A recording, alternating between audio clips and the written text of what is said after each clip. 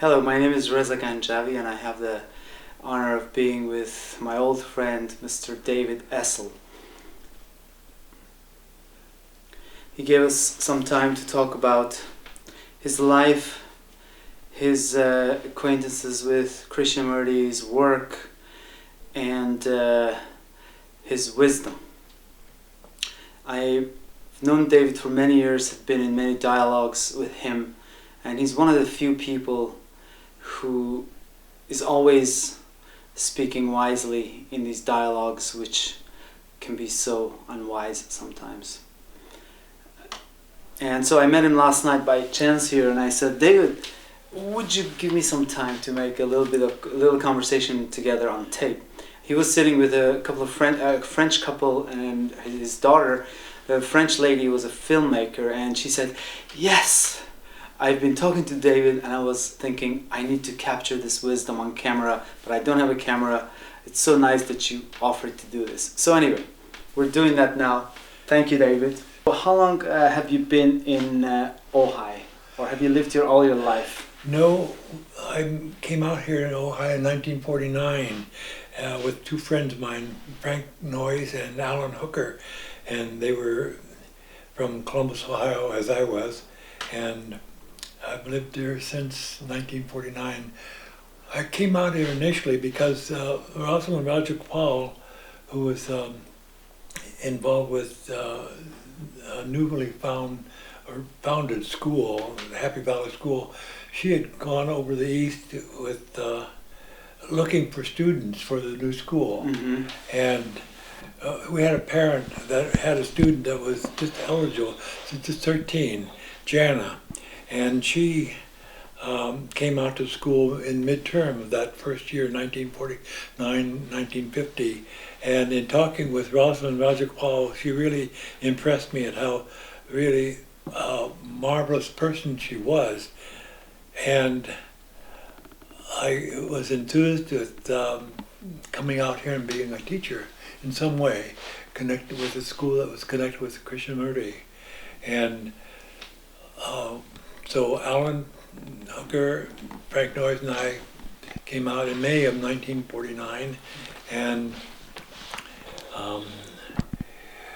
they were giving talks in June or July of that year, and in the Oak Grove, with Krishnamurti was giving talks, and he, we were part of that whole fostering of the talks, and Alan Hooker was a really marvelous cook, and he later started the Ranch House Restaurant in Ojai. Mm-hmm. And he undertook the offering a feeding source for people attending the talks, just serving meals there for anyone that wished them. And I was in charge of making sure that people had accommodations in the school. For sleeping overnight. We had mattresses on the floor. It was very rudimentary, but people were very interested in being able to come and with their families and attend the talks. And the school at that time was up in the Upper Valley. I mean, not Upper Valley, but Arya Vihara, which is where Anna Besant spent her years initially when she came out to the Order of the Star on the East camps that were held just below the retreat where I'm speaking. And the school later turned, in 1950, they started the first time in the Lower Valley at the building which was the restaurant or the kitchen and dining room for all the visitors from the Star Camp, which was from 1922 to 1929. And they had oak wood floors, and which was wonderful for folk dancing, which was part of the school curriculum. And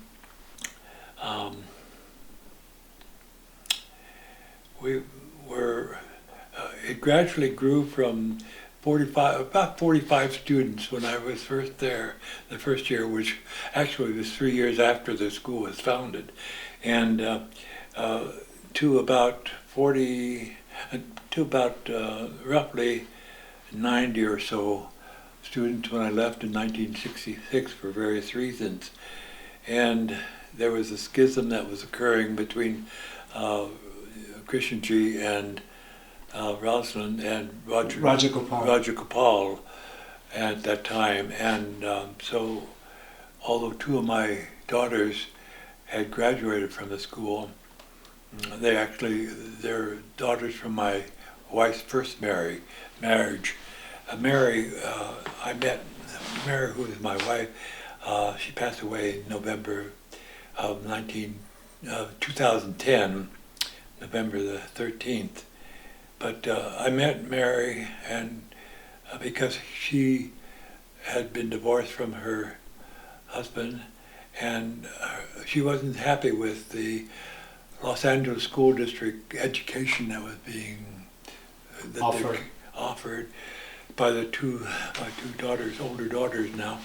And so she brought Janice, the oldest daughter, who was just 11, and she came up to the school, put her in the 7th grade, and I just turned, the two of us hit like that, just met very well together.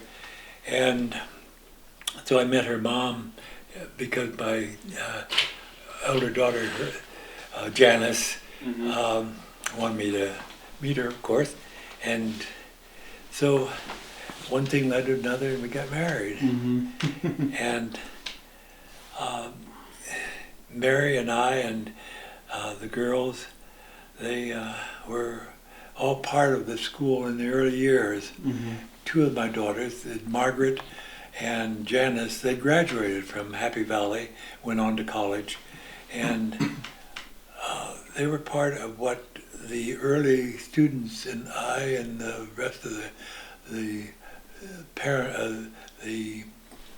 teachers sort of felt was like Camelot, a real rich environment where there's a feeling of friendship and camaraderie and just a good feeling of togetherness. When did you see Krishnamurti first time? Which year was the first talk that you saw? Was it 1949? 49, okay. In June, late June or early July, and he was giving talks there in the Oak Grove. At the Oak Grove, okay. Down below, by where the school is. Right, same place he gave talks for 60-some years, or? Yes, in the Oak Grove school, Oak Grove. The Oak Grove itself. Yeah. And so, how old were you at that time? I was born in 1922, so I was 27 years old. Right. And what was it like? Had you read any books of his?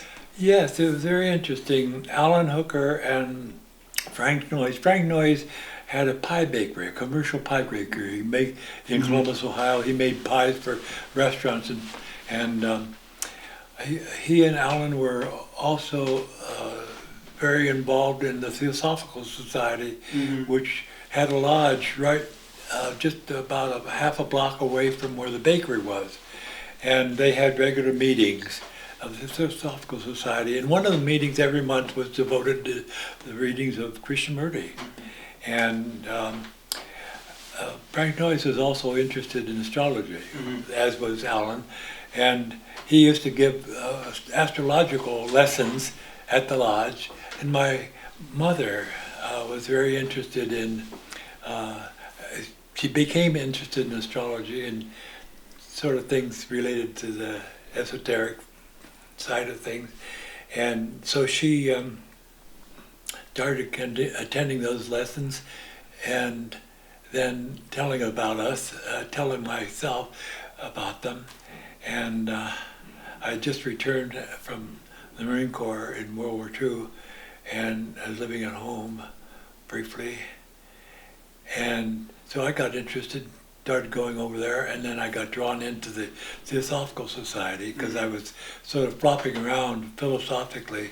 All my idealistic ideas of warfare and so forth were shattered by being in. I never killed anybody, but I was part of the whole shebang of the Marine Corps. I was a lieutenant in the Marine Air Force and doing electronics. And so visiting Japan one time after the war, just a month after the war stopped, our squadron flew up there, and I met this, in Tokyo, I met a wonderful family, an artist. It's just a wonderful, wonderful Japanese family, and the grandfather was an artist, and I had him scribe in Japanese the Japanese characters for the different aunts and uncles that I was going to give handkerchiefs that I'd purchased there in Tokyo. And I met his family, and they were just the most warm, wonderful human beings. And I thought to myself, these are the people that I was killing, or part of killing. And it was an insight that really changed a lot of my feelings about it, nationalism and all that. And I think that in the course of Kay's teaching, I think it's the insights that you receive in daily life that you either act on them, you see what's true about nationalism, for example, and you act on it and not be nationalistic, or you continue being for your particular country, and then you're part of the whole negativity, or otherwise you're part of the constructive healing of mankind. Right. Yeah, and that's usually without choice, right? If you really see it, then that insight is action, right? The change comes out of seeing. The insight is the seeing, and then it's also the action. If the insight is strong enough, then there's no choice. This idea of choiceless awareness that Kay is talking about, there's no choice. You just act, and your action is born of the insight, and that insight is not yours. It comes from just seeing things as they are. As you see right now, the whole political shenanigans that are going on, with nothing being done to help in a real way problems that are global in nature. And we see all the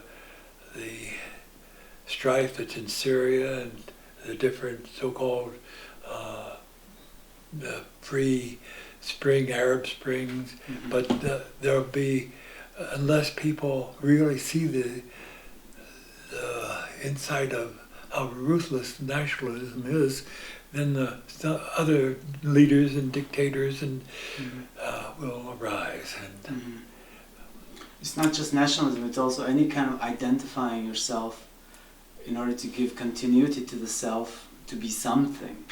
Whether I belong to this group or to that group, including belonging to Krishnaji's group. I'm a follower of Krishnaji. That's a group. I'm not a follower of Krishnaji. No. I know you're not. I know what you're saying exactly. If I'm a follower of Krishnaji, and all of us suddenly, if we're really honest, we read his books, they ring true, and we say, "Gosh, this man has really got something," and you listen. And the trouble with that is that if you don't examine, as he asks you constantly to do, if you don't examine and see whether what he's saying is actually true, which means the insight is yours. It's first-hand. First-hand, not yours, but it's first-hand. You see the truth of the matter. And as he says, to see the false in the false, as the false, the truth, and then the action occurs. But otherwise, you're just a follower, and then you start quoting. And I've done this. I've talked to my sister, who's very much of a Christian person, and not quite evangelical, but very much that way. And I've tried to get her to see what Kay is trying to say. Mm-hmm. And in a sense, that's a way of preaching, in a way. And I stopped trying. I've given her books and Well, I don't tapes, know. but that it maybe a little bit will rub off. But the way I see it, if I may share this with you, we're talking about dissemination. yes, I think what I understood of Kay's own idea of dissemination was that you need to live something. yes. Otherwise, it's superficial, because then you're hypocritical.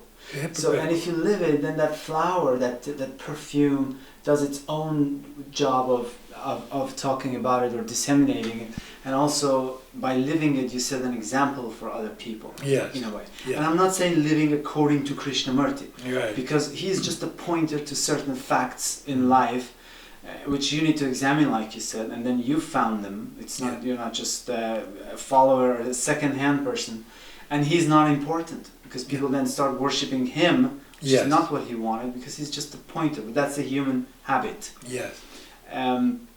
But the thing is that if you live it, and then sometimes I may say a sentence which is exactly like he said it. Certainly. So you can say he's quoting him, but I cannot find better words. It's true. He's put it so succinctly that Like words are, we have only a few words to work with. Yes. So to say meditation is an emptying of consciousness of its content, I can't find better words. Yes. So you can accuse me of quoting Kevin, but I'm not. I'm sharing something very first-hand. But to constantly question that, to see whether you actually are seeing it firsthand. So I know one time at Brockwood Park, which was a school in England where my daughter was one of the first students there. Anyway, he was questioned by a visitor to one of the talks, and the visitor says, "You've got a really plush life here, people providing you and so forth. Aren't you sort of taking advantage of this?" And Kay said for a week he examined that question. And he said, "No, I'm not." To himself, he realized, no, he was not. But he examined the question that was put to him. It wasn't just an immediate rejection, no, which would have been something... A reaction. A reaction to the question. Absolutely. So it's important to go deeply into things. I mean, that's part of the teaching also, is the spirit of inquiry. Yes. And philosophy in the sense of love of wisdom, love of truth, a search for truth. Yeah. So that's, of course, part of it.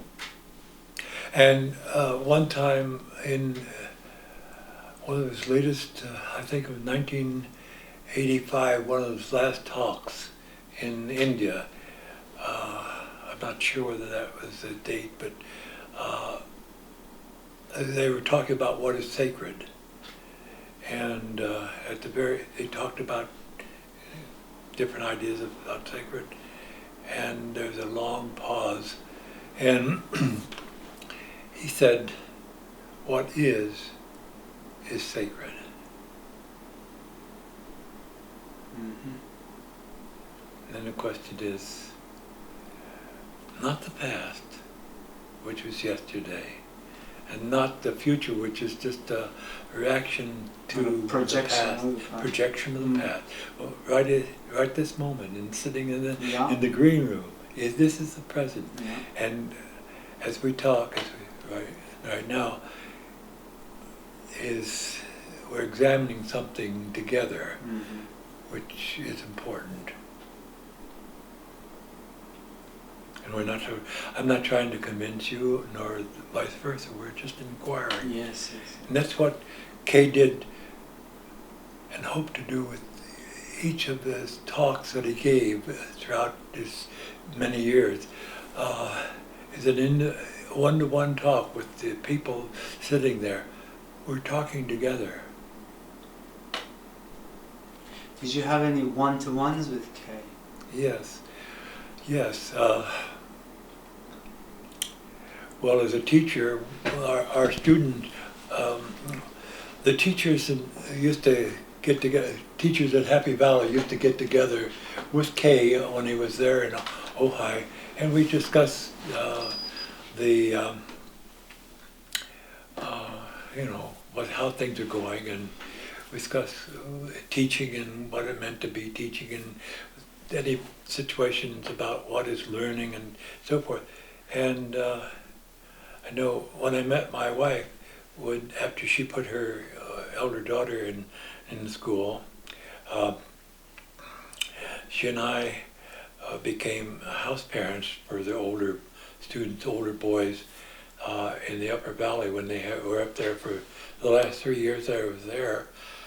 And when we were there, we had a couple of interviews with Kay, both together, and I remember one time before we were married, 1949 to 1950, Kay, after one of those talks, a series of talks,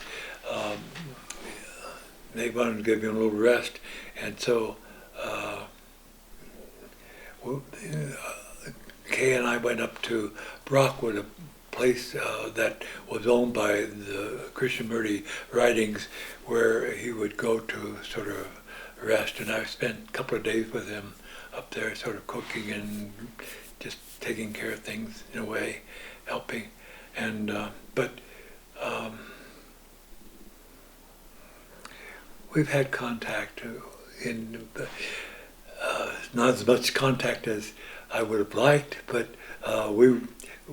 my wife and I would go over to Saanen, started in 1964. We lived in a Volkswagen camping bus in the camping plots in Saanen, and because we wanted to hear what he had to say as often as possible.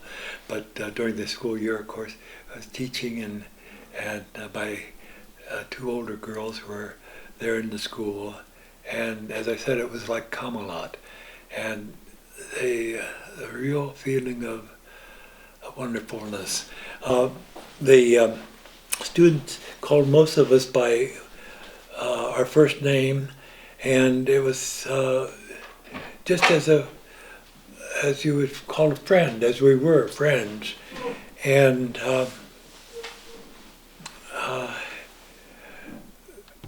I remember there was no graffiti on the walls, nothing like that, because at the end of the school day, we'd have cleanup, and we had a student cleanup chairman. He would be in charge of assigning different students with brooms and so forth, dust cloths, etc. Each group of 3 or 4 students would take one room, and it would be spotless. The desk would be in order, the chairs would be in order, blackboard would be clean and ready for the next day. And they cleaned it up. They wanted it clean, and so there's a wonderful feeling of cleanliness in the place. The school morning was very special too. We had an assembly which started at 8 o'clock, and we start off with a music of about 10 minutes long, classical music, with selections that would be selected by one of the students, and after the music there'd be a brief pause, and then taking turns, students would, each day a different one would read from Aldous Huxley's Perennial Philosophy, a book of various writings of various religions, and then there'd be a silence of maybe 3 to 5 minutes. Then we'd all be together. We'd go to classes from there, starting off the school together in a you might say a quiet way. And very interesting too, Kay never wanted the school to be a Krishnamurti school in the sense that we were promulgating or disseminating his teaching, except by living them. He didn't want his writings to be read during the assembly. Perennial philosophy, the Bible, Quran, whatever. They had several in the library. They had several books that the students could take their selections from. But Kay's things didn't have any of the writings of his in the library because we didn't want to become a sect, and yet the teachers that were there were drawn because they were either ex-theosophists or very interested in Krishnamurti, and they were drawn there because of that. And so there was this common quality of in the background of our view of things and how important things were as human beings. As teachers, we were learning as well as the students in the relationships. Right. And is that important? Yeah, that's one of the core aspects of his views on education. Yes, yes. A value to see that Kay wasn't some person like a Christ walking on water, and any of that he had his feet on the ground. He was a human being. Yeah, but that's part of the greatness of Kay, is that he was a human. If you read his early journals, if you read, it's all there, that he was a human. He went through the kinds of pains and experiences that you and I go through. Some people put him on a pedestal and then they worship him, and then the other side of the coin is some people shoot him down off the pedestal he didn't belong to anyway. Yeah. He didn't want to be there. No. And he was a human. That's part of the greatness. Yes. Yes. We have a human consciousness, and if we stay in it, we perpetuate it. Exactly. But to step out of that, through insight, through inquire, this is where the outer and the inner are important. One movement. It's one movement. The outer, if you concentrate on the outer, which is science and DNA and mind, MRIs and all the rest, that's science. But also there's an inquiry inside which can only be done by each individual by themselves. No one can do it for you. But that internal inquiry is as important, as perhaps more important, because it's done so infrequently as the outer. And the two of them together, this ebb and flow, on a daily basis, in relationship. You're related to everything. You're related to that camera. Exactly. You're related to the stone, and to see a stone on a road and see it as something absolutely fantastic. To see a tree. Kay, one time, I want to remind about this, going to Yosemite, to Sequoia. Kay would, he talks about going there and talking with a sequoia tree. Yeah.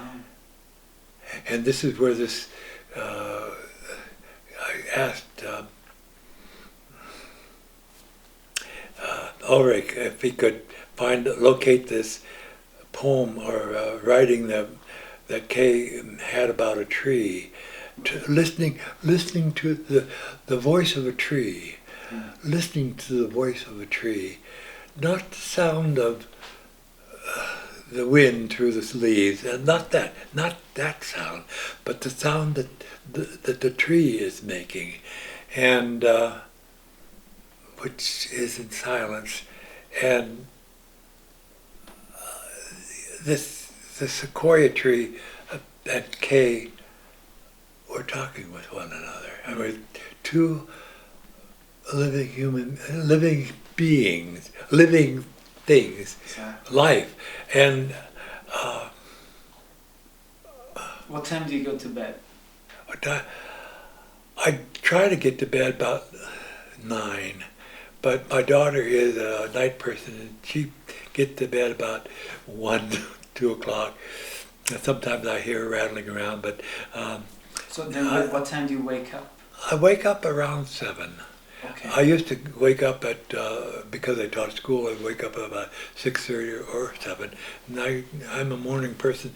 But then lately I've been sleeping more because I just my age, I just need more rest. So you sleep 10 But hours a night usually? Yes, but interspersed with just waking up. But I find that I dream a lot. And it's curious that after I stopped teaching, I retired, for more than 5 summers, almost every dream I had, and I still have dreams that have schools in them. I'm in the classroom, and the first 5 summers, the first 5 years after retiring, I was dreamt about what I was going to do next year in the classroom, changing this so that this will work better. Yes. And I said, but then I'd wake up, there is no next year, But I realized that, Kathy, my daughter, has been teaching too, and tutoring, and I've been helping her with that, wherever she had questions.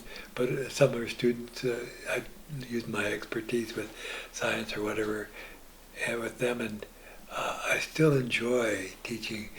If there is another life, I don't know whether there is or not, but if there is any way of coming back, I'll come back as a teacher. And I think that's the essence of what Kay is doing. He's a teacher. You're a teacher. We teach by what we are, not by what we say, but what we are. Exactly. And as we say, we disseminate by what we are. Yes. And that's where the real teaching comes. This is where the Dalai Lama, who gave the centenary address, he's a teacher. He goes around to all the various, he wants people to wake up to see what we're one human being, one human race.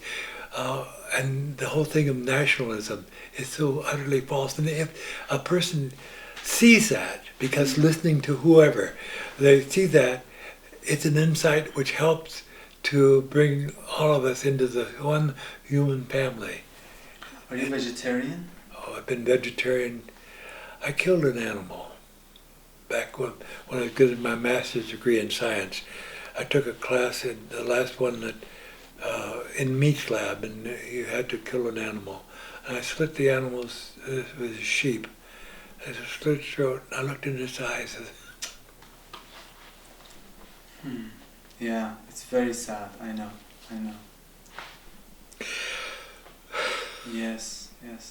They used Took to all bring- my books and just tossed them in the rubbish. Went over and started working in washing pie pans in Frank Noy's bakery, and then we started a little community in there with disseminating theosophical lectures, getting publications now. But I didn't want to be any part of that. I became vegetarian, and that insight, I mean. What do you eat through the day? What do you eat for breakfast? Breakfast, you name it. Burritos. Soups. Okay. Rolled oats. And lunch? Lunch, it's hit and miss. It's just whatever. Lot soups, and down here at Rainbow Bridge, which is local, the place, they have marvelous salads that you can buy, which we. Do you have some dietary restrictions other than not eating meat? Do you try to eat something more or something less, or don't eat eggs? We used to eat eggs, but we have 3 chickens now. We down from 13. They're all pets, and we take them in at night because it's cold out there. And also before that we had coyotes and also raccoons, and they'd kill them if they. The French lady wanted me to ask you to share some tips of wisdom. So what do you have in conclusion? Do you have some tips for a young person? I would say always question. Question your upbringing. Question your religion, if you have one. Question your nationality, particularly if you have one. Question whether you're a person from Ojai and dedicate it to Ojai as something special. It is something special, but question your dedication to that as something apart from the rest of the world. Right. But the thing of questioning, and I just want to say too, if you transmit this to Mariana and Mark, how wonderful it was to meet with them yesterday. It was really a friend of mine, a student of mine, I had in the public school in 7th grade. He came up one time, and I think I mentioned this in our talks yesterday. He came up at the gate, knocked on the gate, and he had a potted plant, a blooming potted plant. He gave it to me and he said, I want to just show you my appreciation for what I learned from you in my science class, your science class.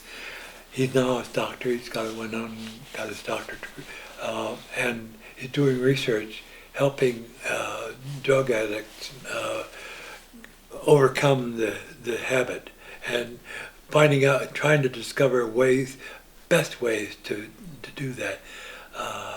And by talking with interviewing different addicts. And it was so meaningful for me to see that, oh gee, maybe my life does have meaning. I mean, it just, and even me, and yesterday, and talking with you now, I have no words of wisdom except to be skeptical in the most wonderful, not protest, not, the trouble with so many youngsters these days is to see something, how politicians are so stupid, so utterly ridiculous. To see that, but not go out and start buying guns so you can fight the government, as one of the people on television just was shown yesterday, but was advocating. Not that, but the questioning, and the very questioning will lead to an action of intelligence, which is not yours. It's intelligence working through you, because you're stepping, in a sense, you're stepping aside, and by your very questioning, you're listening not for an answer, but you're looking into what is going on here. I've accepted this as my parents I've been brought up in this particular environment, and they say this, you should do that and you should do that. Question it. Your parents, if you're lucky, and I was lucky, your parents have your best interest in mind, but they are the result of their parents, and even with their best interests, they're going to tell you things that perhaps aren't quite true, and therefore with honesty and with a sense of real inquiry, with empathy, question. Yeah. And then when you question, you have to listen, and as Kay is the art of listening, the art of looking, the art of putting everything in its right place, is you have to be attentive to what you're doing this moment with this camera in front of us, and the housemaid wanting to come in and change your room and so forth. That's important. Yeah, and that's the real revolution. Instead of going in the streets and trying to, like you said, kill the politician. Although when you're talking about Kay talking to psychiatrists, I lived in Orange for 12 years, and I had a relationship not just with my neighbors, but also with the land, with the ants, with the trees and the plants.